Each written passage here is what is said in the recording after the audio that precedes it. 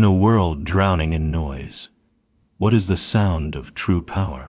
It is not the roar of the demagogue or the frantic chatter of the insecure. It is the profound, unnerving, and deeply strategic sound of silence. The world has taught you that speech is strength, that to fill a void is to command it.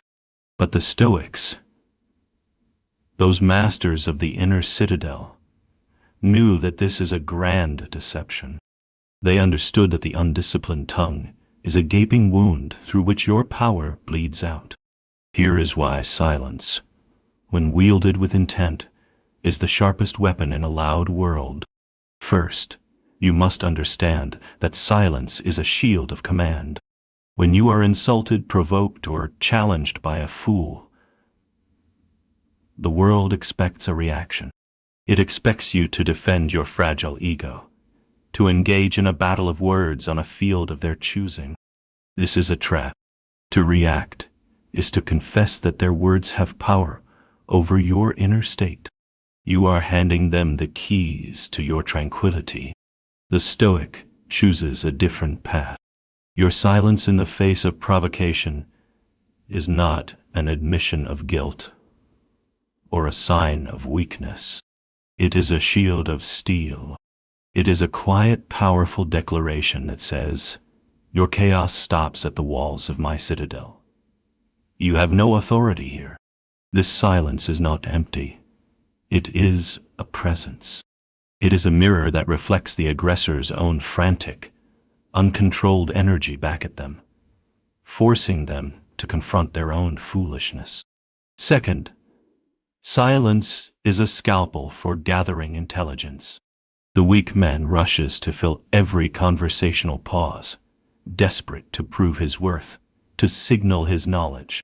In his haste, he reveals his strategy, his weaknesses, his deepest insecurities. He is an open book. The wise man, the Stoic, uses silence as a tool. He listens. He observes. In the space created by his quiet, others feel compelled to keep talking, to fill the void. And in doing so, they hand him the map to their own minds. Silence allows you to become the student of human nature, to gather information while conserving your own energy. It allows you to understand the terrain of any social battlefield before you ever choose to speak a single decisive word. Third, silence is the forge of powerful thoughts. The mind, like a muscle, grows stronger under resistance. The constant noise of the world is a form of weakness, a refusal to endure the resistance of your own unedited thoughts. When you choose silence, you are choosing to enter the forge. You are forcing yourself to sit with your ideas, to test them, to sharpen them against the whetstone of your own reason. The greatest insights are not found in the clamor of the crowd, but in the profound quiet of contemplation.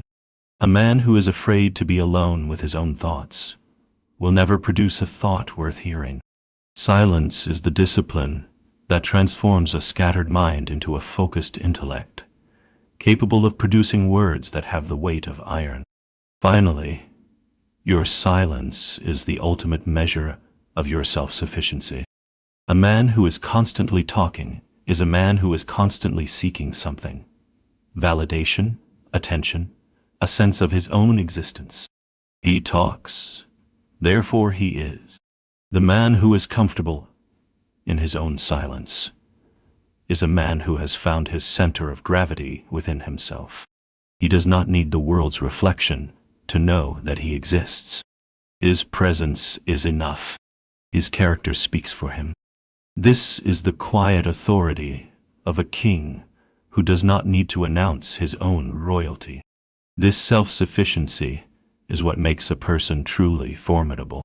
You cannot bribe him with praise, and you cannot wound him with criticism, because his sense of worth is not up for negotiation. Do not mistake silence for absence. It is the highest form of presence. It is a discipline, a weapon, and a declaration of inner sovereignty.